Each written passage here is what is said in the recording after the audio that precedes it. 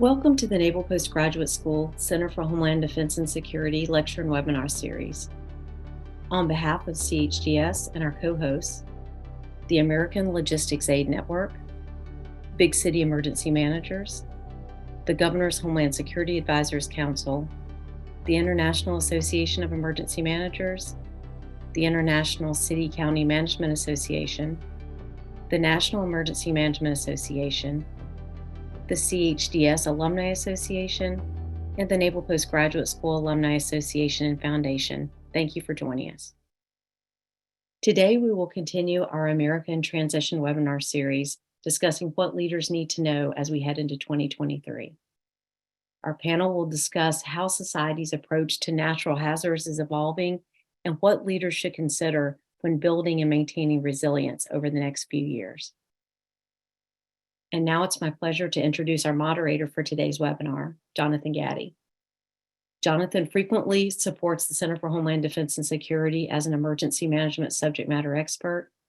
He is an assistant professor in Homeland Security and Emergency Management programs at Idaho State University, and he previously served as the Deputy Director and Chief of Staff at the Alabama Emergency Management Agency, after several years serving as a local emergency management director. Jonathan brings a wealth of experience to today's discussion of natural hazards. Jonathan, thank you for leading today's webinar, and now I'll turn the program over to you. Thank you, Dawn. It's a pleasure to be here on behalf of the Center today and to continue the conversation as part of this webinar series where we've been talking about the changing threat landscape. Today, we're very fortunate to have three experts with us to talk about how our society's relationship with nature is also evolving as part of that larger shift that our Homeland Security enterprise is dealing with. And it's my pleasure to introduce our panelists. First, Natalie Enclade is director of the BuildStrong Coalition. Prior to joining BuildStrong, Natalie served as the director of individual and community preparedness at FEMA. She's also worked on Capitol Hill and was one of the architects and quarterbacks for the Disaster Recovery Reform Act, the RRA. So has a tremendous amount of policy experience in the resilience space. Natalie, thank you for joining us today. We also have Kyle Pfeiffer. Kyle is the director of the Center for Climate Resilience and Decision Science at Argonne National Laboratories. Kyle's particular expertise is in translating climate data and modeling in a way that people can understand that in decision-making processes. Kyle travels all over the country to help leaders understand really what to make of the different narratives and data that we have, looking at how the environment is going to continue to change. So Kyle, thank you for joining us and bringing your perspective to our conversation. We also have Roy Wright. Roy's a familiar name in the Homeland Security field. Roy previously served at FEMA, where he ran resilience before it was resilience, working on the National Flood Insurance Programs and other initiatives. Roy's currently serving as the CEO of the Insurance Institute for Business and Home Safety, where he works on a lot of different projects related to resilience, in particular in the residential space. So Roy, thank you for joining us as well. Great to be here. To get our conversation started, we're going to hear from each of our panelists, and I'm just going to pitch a question out there. So this is an opportunity for us to sort of hear the main talking points that you want our audience to think about as we're going through our conversation today.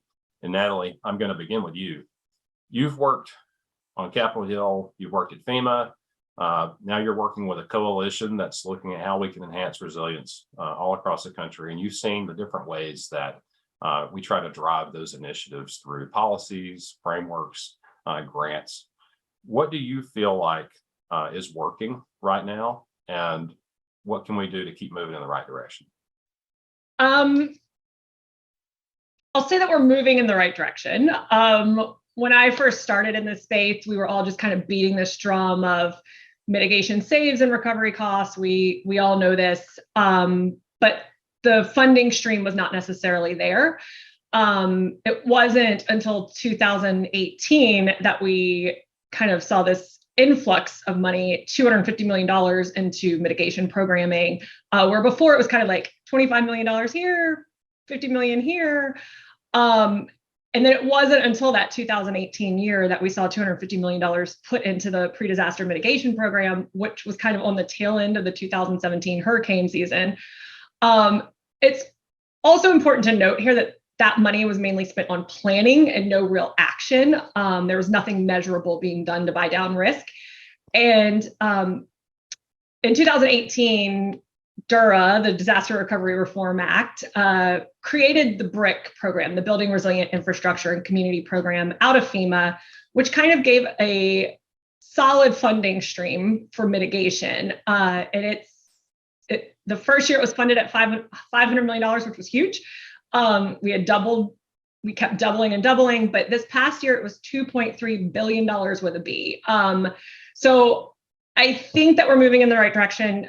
Everything is going through growing pains where all of these programs are kind of growing. And before I go on record saying that these programs, that what we're doing works, it will take time for measurable results. So I'm going to kind of wait a little longer before I say something's working, especially because it's being recorded.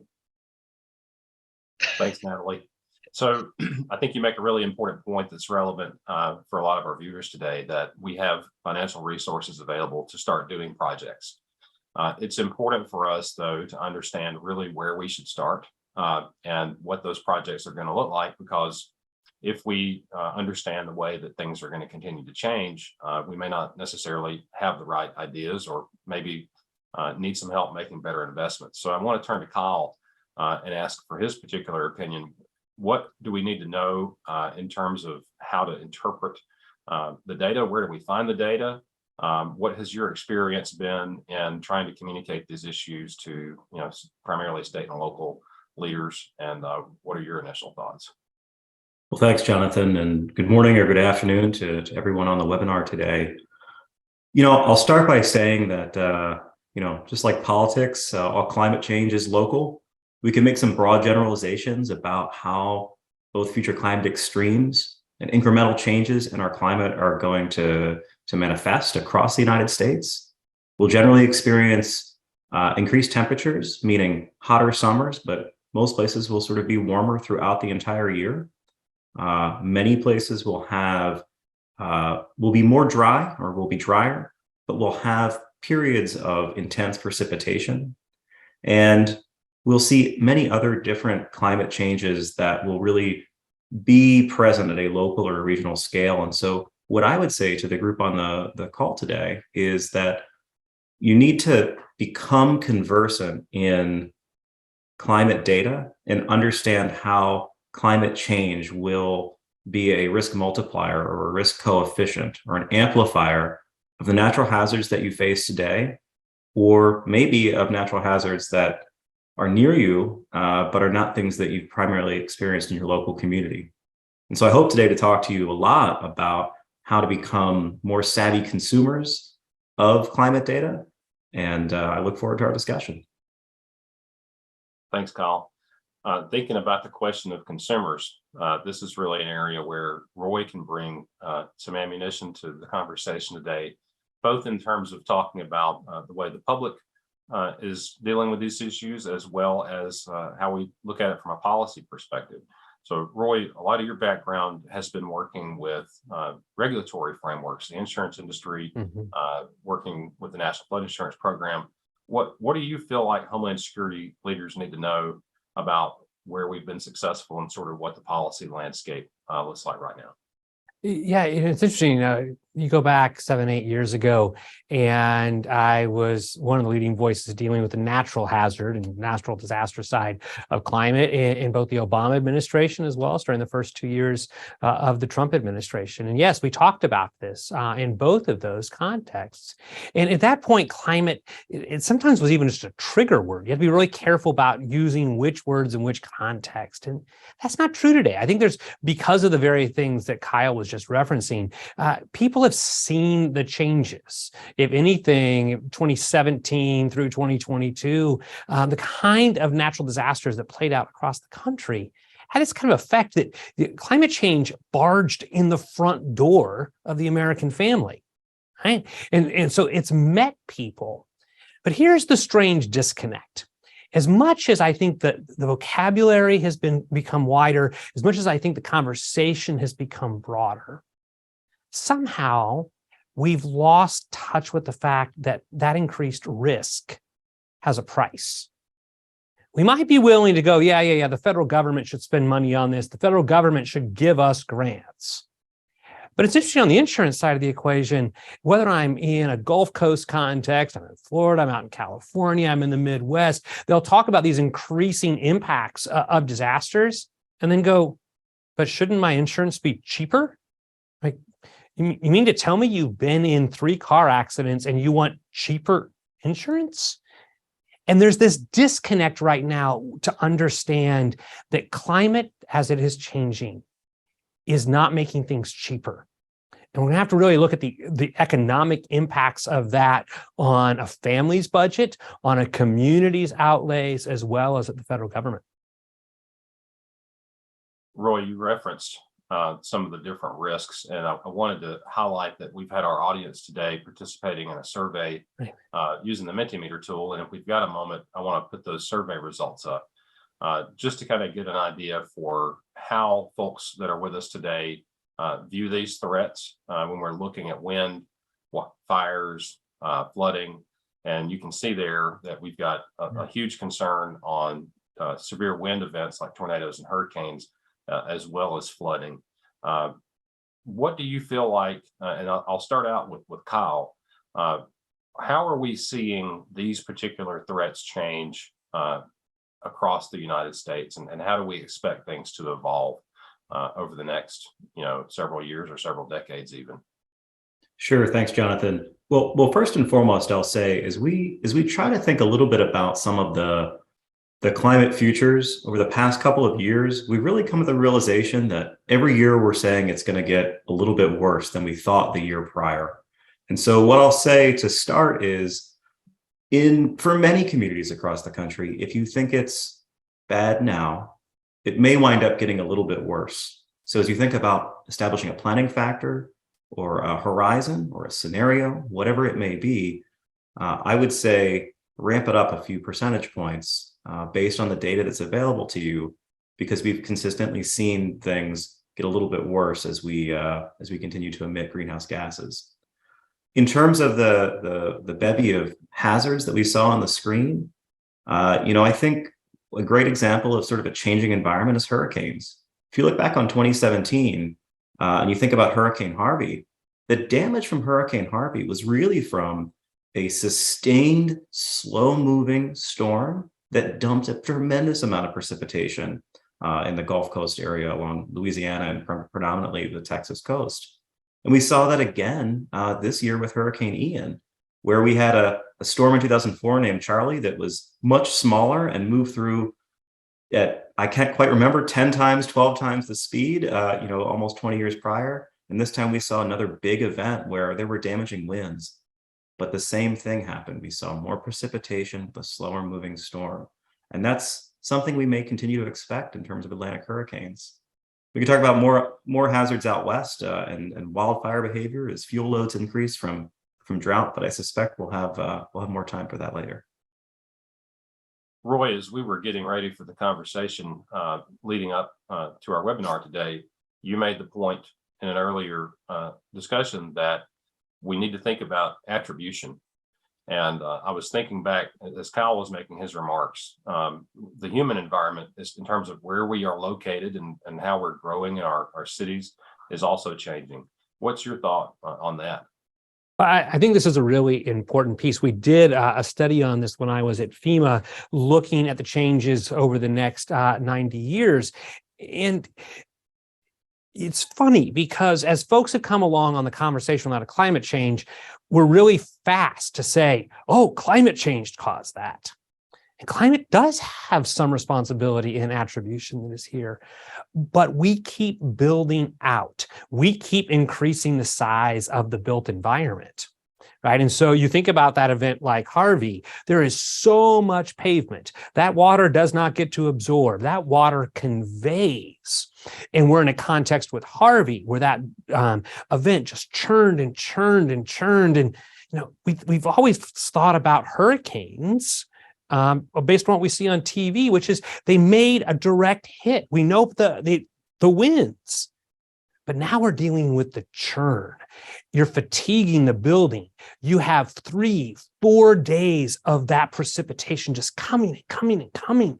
And as that happens, that built environment, which has taken up all the ability to absorb instead of just conveys, as humans, we're responsible for that piece of this as well. And we need to be really mindful about making room for the water. It needs to go somewhere. And it becomes part of this broader conversation, sometimes a bit oversimplified to say, oh, that's all climate change. Climate's part of it. But that equation's more sophisticated, and choices we've been making about development over the last decade, 2 or 3 particularly, are really, really consequential. True in Florida as well. Kyle was talking about Ian, and it churned, and all that precipitation that is there, they've built out and welcomed another million plus people into Florida over the last decade. And in doing so, they provided homes and businesses and places to work. That has an effect too. The decision-making point, I think, is really important, and it's something that both of you have touched on. And I want to turn now to Natalie. I know that, Natalie, you've done a lot of work trying to understand the way in which people across America make decisions about resilience and preparedness and all of these issues that Kyle and Roy are talking about. What have we learned, and where do you think we need to plug in some of those nuggets of knowledge? Yeah, so I will kind of data dump here to help me frame this answer. So when I was the director of individual and community preparedness at FEMA, we were responsible for the National Household Survey. And this was every year we would try and gain a better understanding of how Americans view their risk, and what are they doing to prepare for it. I was actually pretty surprised that over the last 5 years, that the peak of self-assessed preparedness was in 2019. So right before the pandemic, but then it dropped to the lowest number in 2021. So only 44% of respondents were prepared, or more specifically have completed 3 or more preparedness actions, like gathered supplies, put money aside for evacuation, those things. But what was even more concerning is that our risk perception, like how we think we will be impacted by a disaster, dropped as a nation from 98% in 2020 to 76% the year after 100% of us were impacted by a pandemic. So this just kind of goes to show that we have very short-term attention span when it comes to our risk. Again, that year before, 100% of us were affected by a pandemic. But also every state had some sort of major disaster declaration aside from the COVID declaration. So like some kind of natural disaster had hit every single state, enough to rise to the level of a major disaster declaration.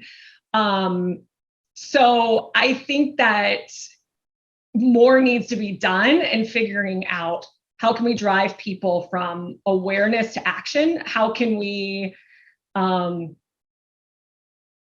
of particularly see more action, less activism? Like we're really talking about all these things. We know we need to do this stuff, but what will get us to do it, to actually do it?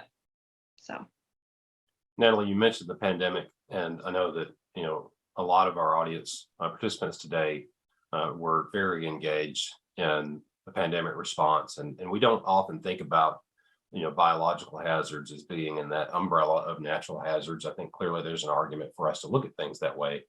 But it was also interesting to note that I think the perception of how we were going to respond to a pandemic for those of us that had been involved in pandemic planning changed as we approached the actual event, and a lot of lessons were learned.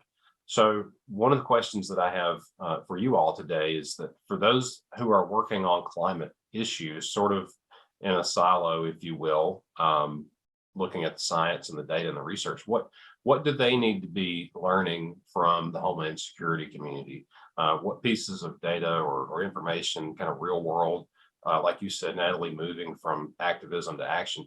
How do we make that connection? Kyle, I want to start out with you and kind of get your thoughts on that.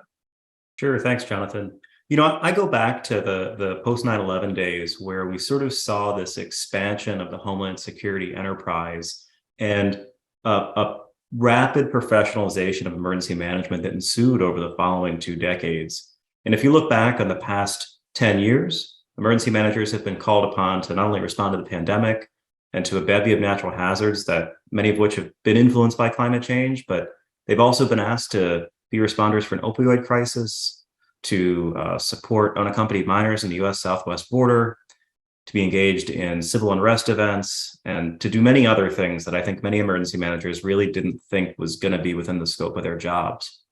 We're having that same renaissance in climate science right now. And so my center at Argonne National Laboratory, the Center for Climate Resilience and Decision Science, you know, we work with a lot of Fortune 100 companies and a lot of state and local and federal emergency management agencies to help provide a translation function of future climate extremes and incremental changes in climate and sort of translate what that means for infrastructure, for communities. And I think climate scientists in the past couple of years have sort of realized that they can't work in a silo and that they need to hear from everyone on this call and the Homeland and National Security Enterprise writ large to help them understand the types of research questions and outputs that can be valuable as you all try to make affirmative decisions in managing your climate risk exposures and ultimately, you know, understanding the risk management actions that you'll need to take or support industry to take in your communities. And Roy, you're running an organization right now that's also trying to build that interface. What are your thoughts on that question as far as how we connect the folks out in the field to the knowledge? Well,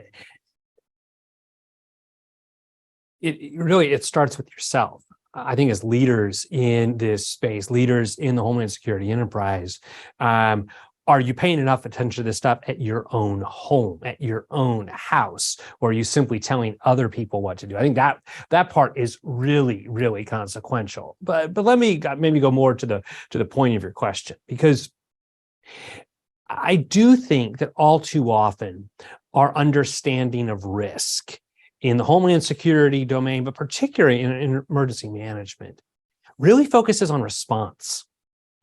And maybe not inappropriately so. We used to say to the FEMA administrator, the issue you're going to get fired over is messing up a response. That's what's front and center for people.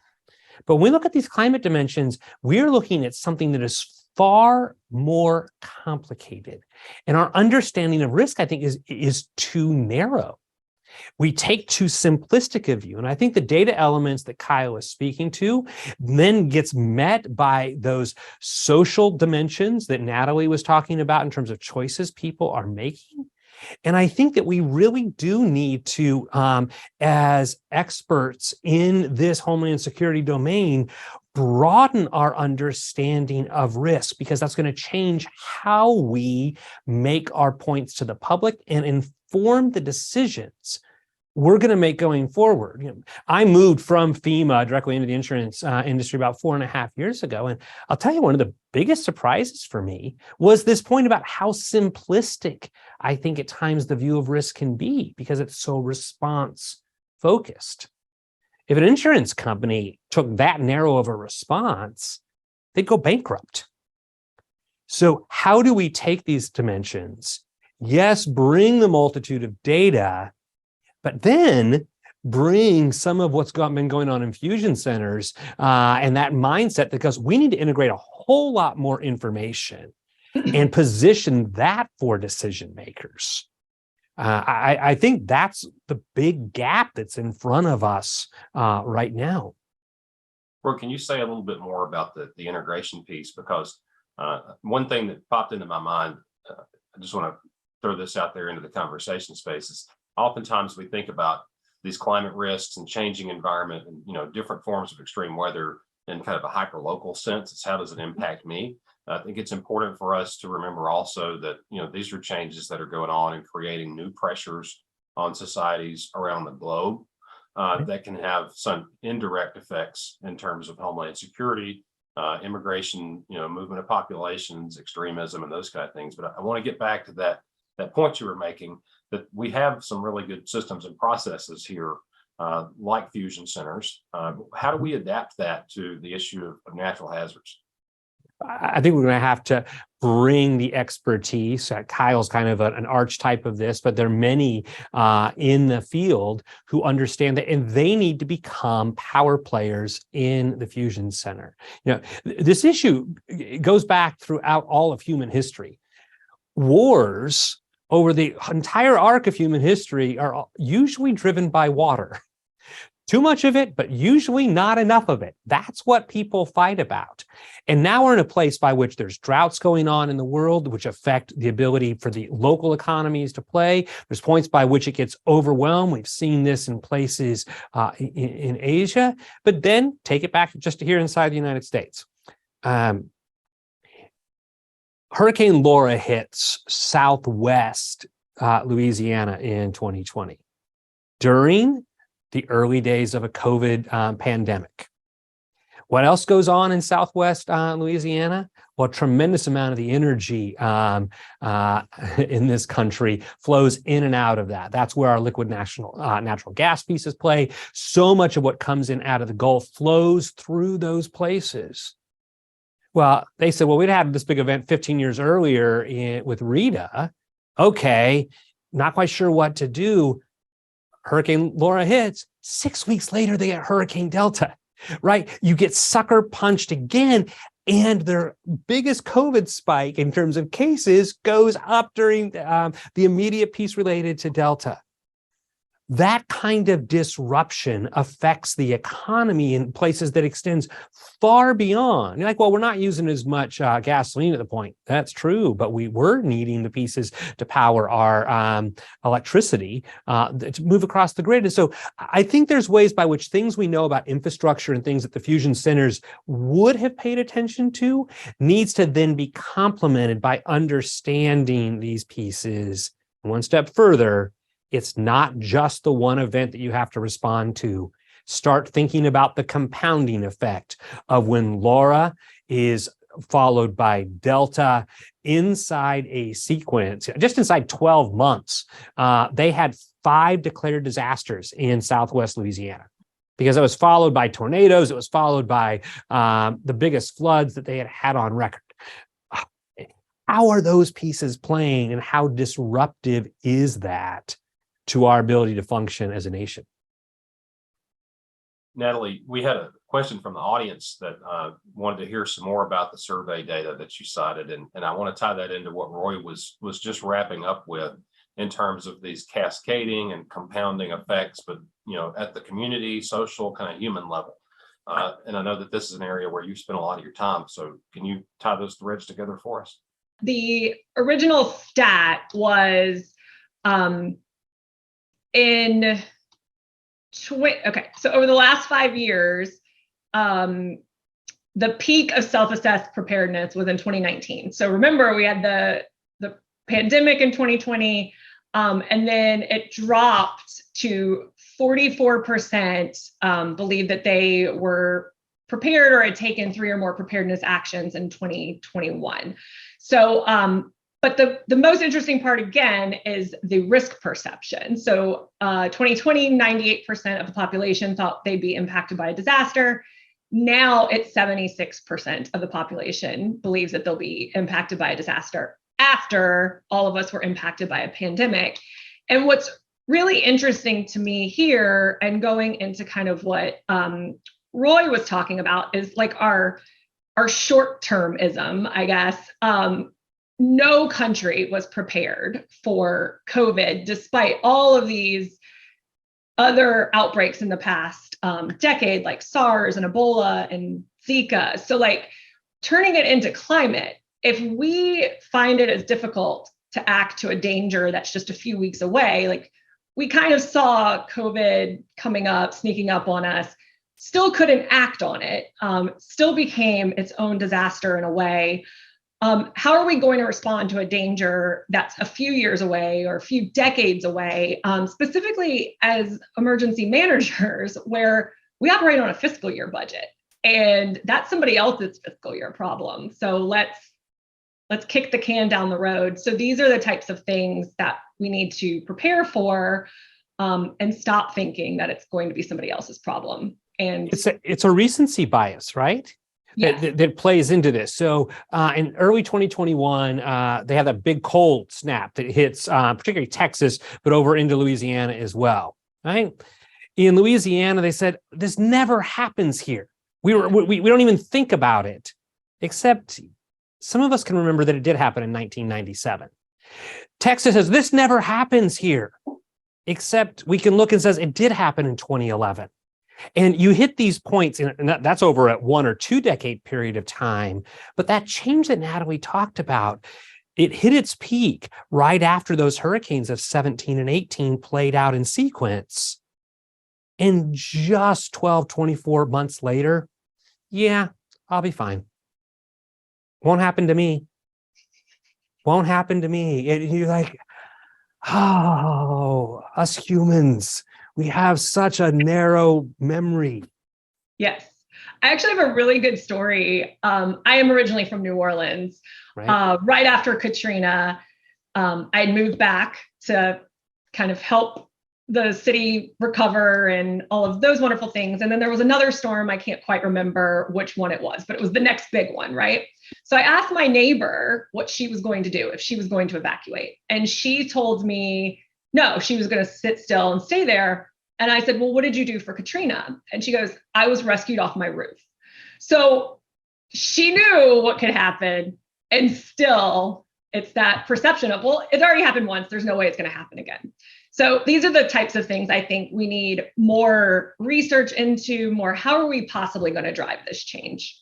So, and then climate is just this amorphous topic that it's hard for people to wrap their minds around. So maybe we can talk about that, though. So I think the recency bias is absolutely true. One of the problems we tend to have, though, when we go and talk about the effects of climate change in a community is that the problems may manifest today, tomorrow, or at mid-century, but we have pretty good confidence that they're going to come. And so we have two things that happen. The first is what we talked about already. That's somebody else's problem. That's not this fiscal year. I'm going to get disaster money for it. And so we don't necessarily, I mean, BRIC, as you talked about earlier, Natalie, that's a great program to help us take some positive steps in making smart climate risk informed investments in infrastructure systems to help us deal with new future climate extremes. The other problem we have, though, is a little bit of language on climate. So people think, particularly this week, where we saw at Lawrence Livermore National Laboratory, there was a great breakthrough in energy. I won't get into what it was, but we essentially, there's a great new potential, very clean energy source that may come online in 20, 30 years, 40 years, but we'll see how long it takes. Regardless, as people start to think about, well, hey, I have an electric vehicle now, or I'm recycling, or I'm doing whatever sort of positive step we've said to take to lessen the impact of greenhouse gas emissions, they think we're going to flip a switch. Even if today we didn't emit any more greenhouse gases into the atmosphere, we're still going to realize an upward trend of climate-fueled hazards for many decades. So it's not to say we shouldn't take those actions, but there's a recency bias for what's already happened. I think there's a little bit of a misunderstanding about our ability to take actions to mitigate carbon emissions or greenhouse gas emissions and be able to sort of stem the tide of the risks we're going to face. They're coming, and they may happen tomorrow. They may happen in 10 years. They may happen in 25 years. So we have to plan our infrastructure and our communities with that in mind. You know, Kyle, I think that last word that you used is the one that really jumps out to me when you say that we have to do it. And I'm not sure that we have a collective understanding of who the we is that's going to do it. And that seems to be sort of what all three of you are touching on. We've got a second question that we want to put up for our audience today, just on that issue of ownership in terms of how we drive change in this area. And you've got 4 choices here. It's not a perfect survey, but we're just looking to figure out what the perspective of the experts and all their years of experience on the call says Do we need to be focused at the individual level? Is this something that we should be looking to solve through state and local policy and regulation? Is it something that we need to incentivize with grants from the national level, or do we just sort of need to leave it to chance and let the market sort it out? And you can see there, as the results have come in, almost 50% of the folks that we've got with us on the call today feel like these are issues that need to be solved at the local level. So my question to all of you, and given your years of experience on this, how do we educate local leaders, local policy mayors, council members on this stuff? And where do we make the connections? Because I think for the folks on the call today, those are the officials, the appointed and elected officials that they're working with. So how can we help them have those conversations? It's hard. And I mean that it's hard. Local electeds are really close to people, right? And they're up for election every 2 years, 4 years, and they want to show people that they're responding to the needs of the community. They're solving real problems. And that can be in education, that can be the response time of the fire department, it can be public transportation, it can be the resilience of your community. And most of the time, the issues we're talking about here don't have a visible difference during your term of office. Those are harder choices to make, right? That requires a leader to really lean in that space. Sometimes I become cynical because I think there are folks who look at local level and go, if there's a big disaster, FEMA will pay the bill. And FEMA pays a lot of bills. FEMA may pay too many bills. I don't know that there's enough individual responsibility and accountability in that space. And at our rate of disasters, we will hit a point by which Congress is going to have to constrict the kinds of things they're paying for. I always think on the worst of days, the federal largesse will get opened up, but these smaller scale events may not. And so are local leaders willing to do what I think the easiest piece is, which is about building codes to not make it worse, but then turning the attention to 99% of people who live in homes already built, and what kind of retrofit work are you going to do in this space? How are we incrementally going to make it better? Have strategies for homeowners, but be mindful that as many as half of Americans rent the place that they call home, which means there is a landlord involved, whether that's an apartment or a single family dwelling. And that's really complicated about how you pull those pieces together. And it requires, I think, innovation that responds to the character of the community and the risk, because what you do in a wildfire area out in California is different than what you do in an area in Southwest Louisiana that's dealing with wind, storm surge, and flooding. Roy, I think you make really good points there. Maybe one way we can sort of offer a resource to help leaders on the call today is to go look at FEMA's Planning Considerations Guide for local and elected appointed officials.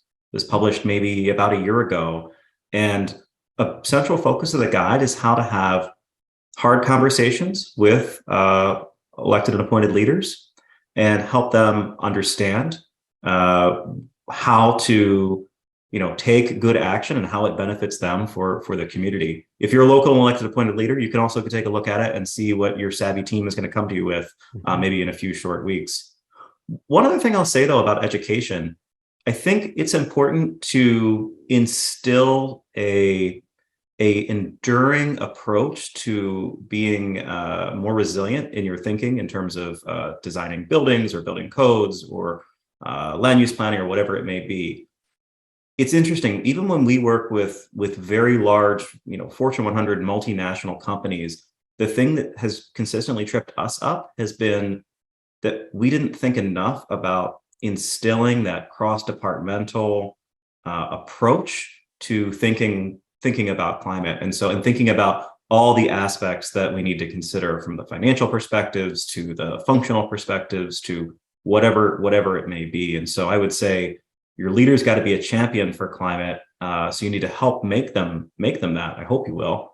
And once they are, they need to ensure that your message is evangelize throughout your community, so that you're not, as emergency managers often do, going at it alone or going at it with a coalition of the too busy or overstretched. Natalie, do you have any thoughts on that from your standpoint? I was just going to say, like, I used to always think this was a funding issue, strictly a funding issue. This is why people are not building stronger. This is why they're not preparing. Until I met somebody in a state that shall not be named, where they were actually giving out money to retrofit homes for defensible space for wildfires. And they just refused to do it because her late husband had planted all of the shrubbery. And so I think that it definitely needs to be on the local level, where those local people know the people in the community and figuring out ways to kind of incentivize that other than just money. So I'll leave it like, we need to figure out like the lower barriers of entry. So that's the likelier way people will do it. So I'll just leave it there. At some point, you're going to have to make requirements, right? That's where this is going to come to, right? We require people to wear their seatbelts. We require manufacturers of automobiles to put airbags in them. Some of these incremental pieces to make homes and other kinds of structures stronger and able to withstand the event is going to need to go from a nice to have list of suggestions to some things that people are expected to do, because we need the people to return after the disaster if we want to see the economy rebound. One of my thoughts as you all were talking is, remembering back just my experience as a local emergency manager, oftentimes we'll have, 20, 30 minutes with an elected or appointed official that is holding responsibility for these things at the community level. How do we equip ourselves to have these conversations so that we can paint the picture of what's happening? Is it maps? Is it pointing to examples like what Natalie was saying? Here's kind of a human impact example. What are the resources that we need to be putting in the hands of our Homeland Security leaders? Jonathan, I'll give you a really bad acronym. It's WIFM. What's in it for me? And so when we have those conversations with decision makers, we go in and we talk about the financial bottom lines. We talk about, if it's a local mayor, maybe we talk about their ability to develop a dual use flood zone that can flood 3 days every decade and then be a wonderful, lower plank business district for parks along a canal. It's what we have here in Frederick, Maryland, where I live. Or perhaps it's building more green space that, is also a soccer field. Or perhaps it's mitigating the loss of businesses that will not return if their infrastructure is, consistently impacted by natural hazards. And so think about what's in it for them or what's in it for me. And hopefully you'll have a little bit more of an easier time convincing your leaders to take action. And I don't think they're going to need a ton of convincing. I think the conversation, as Roy talked about earlier, has shifted in the past 5 to 10 years. But I think one of those examples is, I remember back, it might have been 8 or 9 years ago, I was speaking to the American Conference of Mayors, particularly about flooding at that point. And the particular meeting I was in was chaired by a mayor from Kentucky. And we made the presentation. It was a really nice conversation. I thought we really had an impact. And he approaches me afterwards, says, "Thanks for coming." And he says, "I have some advice for you." I'm like, "Oh, where's this going to go?" And he said, "I got a lot of things that come my way.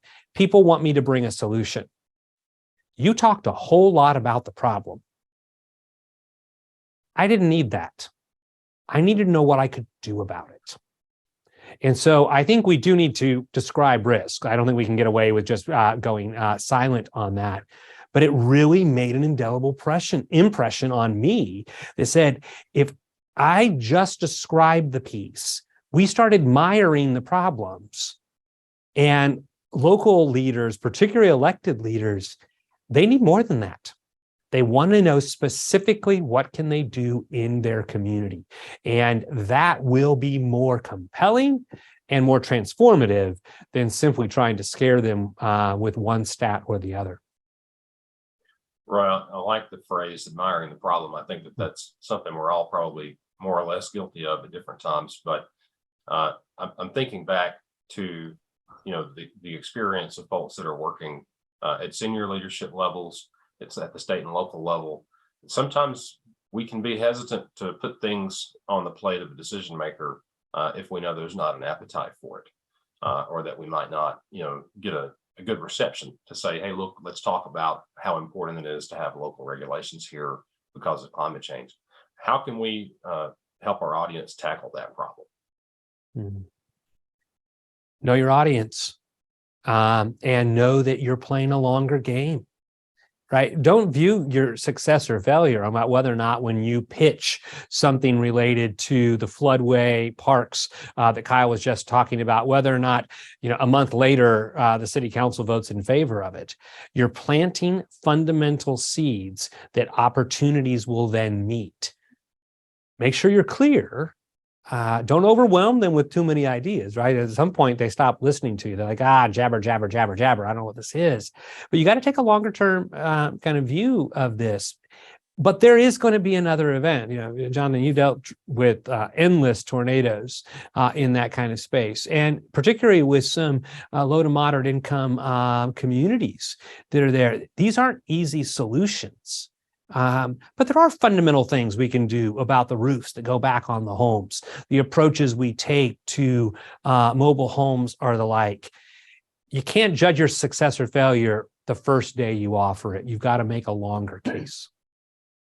Roy, you mentioned the low to moderate income, which I think is key as an area for us to focus on. And I know that one example here is the energy space. There's something called the Weatherization Assistance Program that many states operate with support from Department of Energy and HUD for cutting energy losses, essentially to go into homes and make them more energy resilient. And it's easy to put a price tag on that. I'm thinking about, like Natalie, maybe from your perspective, you're running a coalition. How do we translate those kind of successes over into this space to deal with wind and rain and the other hazards that we're talking about here? So one of the things that I've noticed with the ton of funding that is coming out of the IIJA, and I apologize, I don't remember what the Infrastructure something Jobs Act. Yeah. Yes. And then the Inflation Reduction Act. They're putting so much money across the entire federal landscape into all of these resilience programs. But one thing that worries me, again, admiring this problem, is that we're siloing off all of this money across the different agencies. And we're really focused on reducing carbon and reducing our carbon footprint, which is great, but that we can have a co-benefit of also like retrofitting homes for disasters as well and becoming more sustainable and resilient. Like, it does not need to be an either or choice. And so I think that's something that we need to be careful about as we're putting these programs out, like focusing on one thing, like a green initiative, but ignoring everything else is just going to put us in a worse position, I think. Natalie, what I hear you saying is referencing the Infrastructure Investment and Jobs Act in particular. There's so much money that's coming down to the state and local level, but it's sort of coming through silos. And oftentimes for our local, especially Homeland Security, emergency management officials, they're left to chase the silos. And the idea is to say that there's a resilience nexus across all of this, and that those conversations, should really be brought together and sort of done in a coordinated or streamlined approach. Unfortunately, that doesn't always happen. I think that's the perpetual uphill battle for those of us that work in this space. Correct. So with that being said, I think what you're getting at is there's a difference between green resilience for the larger, more strategic impacts of climate change versus the kind of right here, right now, what do we need to do about, my home, my community, my business resilience? Right. Yeah. And we don't need to just focus on one over the other. It can be both. You can build stronger as you're making it more energy efficient. One of the examples that I think of is the electric grid in Texas, where they were kind of wrapping it in saran wrap, essentially. Like, as DOE is putting this grid money out there, let's build a stronger grid system rather than let's build something that is more energy efficient, but we're going to have to wrap it in saran wrap on a freeze. So we need to think about these things as we're building out these programs. One more point about BRIC. As somebody who worked on the legislation, that program was supposed to be super flexible and just an inject of money into these communities. It has not. It got to the agency and has become weights and criteria and just overly complicated. This amount of money through the IIJA and the IRA and just BRIC generally is fantastic, but it's not going to matter if it's not getting to the communities that need it. So that's something that we need to think about. And I would encourage everybody on here, as these requests for information are coming out from the federal government, to comment on it and make a point that these programs don't have to be so exhaustive and so burdensome to get the money. Natalie, I was just going to say we could talk for several hours about issues and getting the money to where it needs to go. Kyle, just want to hear from you and then take some time to turn to audience question. Sure. I was just going to make a quick point in an effort to offer a little bit of hope on the spread of the IIJA love, and that is in the grid example, I can at least say with the Grid Deployment Office at the U.S. Department of Energy, there is a climate technical assistance component for anyone who is applying for funding under there. So I did see a few energy folks on the line today, and if you are looking at using IIJA funds for investing in the electric power grid, you can avail yourselves of technical assistance and spend more time with my team. So that'll be a bonus for you. That's a great point, Kyle. I think everybody involved in the conversation wants to help. We just don't always know how to connect. Dawn, you mentioned that we've got several questions from the audience. Yeah, first question, Roy, several questions coming in from viewers looking to maybe our private sector partners, the insurance industry, for some innovations. Have you seen anything on the insurance side, particularly for folks who are in continual hazard areas, to motivate, incent, to inspire community preparedness or individual preparedness? Any new pricing models or other examples? Yeah, so this is a place where we need to untangle the market realities from the free government money realities that are here, and they're different.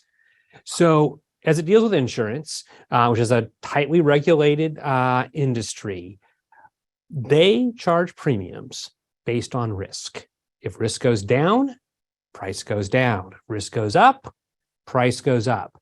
Actions taken at a community level, actions taken inside your parcel on your property, when you have reduced the risk, you're going to see a pricing consideration that is in play. But I think on the other side, we got to find out there are people who can't afford the action.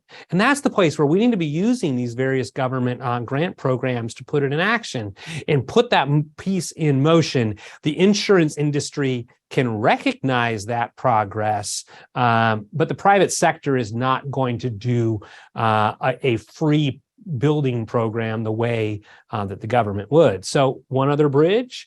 We really need to be looking at things like what we saw on energy efficiency to put tax credits in place, because for the 50 to 60% of Americans who can afford to take these actions, we need to nudge them to do it so that the government grant money is available for those in the low to moderate income households that need the additional help. Hal, a question coming in for you here in reference back to some earlier conversations around data and climate science. Folks are asking and following up the thread of conversation earlier about talking to local and state leaders.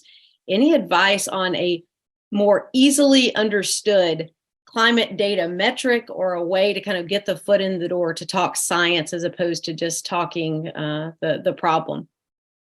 We're having it's a great time to want to access climate data. I'll say that.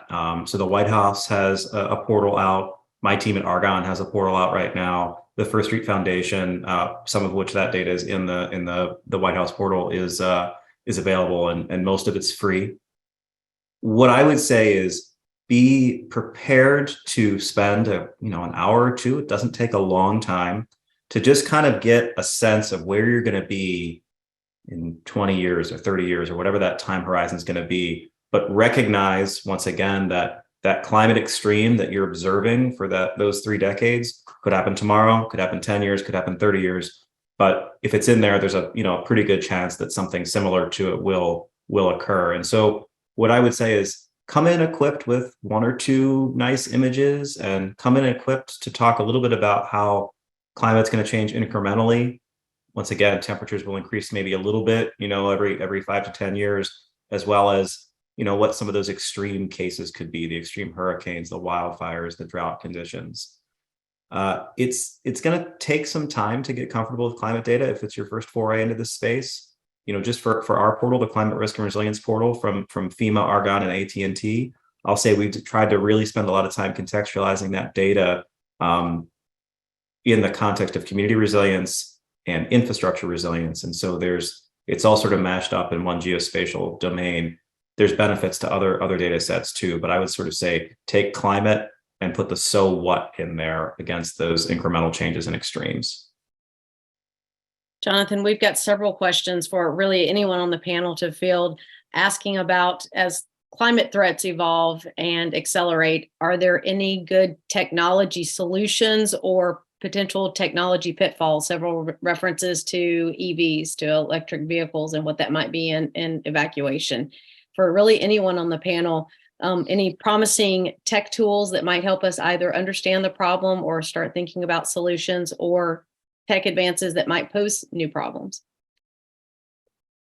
Well, let me jump in on the low tech side of the equation. When it comes to construction, we know how to build higher and stronger.